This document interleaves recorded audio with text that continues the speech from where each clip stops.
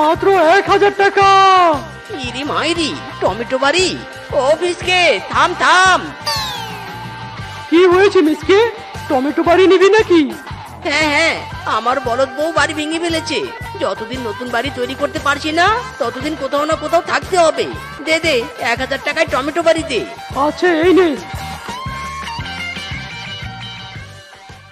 শোনো, তোমরা 3 বউ টমেটো বাড়িতে থাকো, আমি পুকুরে একটু গোসল করতে যাচ্ছি। ওরে রূপাটি না, আমার তো খুব খিদে পেয়েছে। ঘরে তো কোনো খাবার নেই, কি করি বলতো? আমারও খিদে পেয়েছে। আচ্ছা শোন না তোরা, এটা তো টমেটো বাড়ি, নিশ্চয়ই খাওয়া যাবে। চল কিছু অংশ কামড়ে খেয়ে ফেলি, খিদে যে আর থাকতে পারছি না।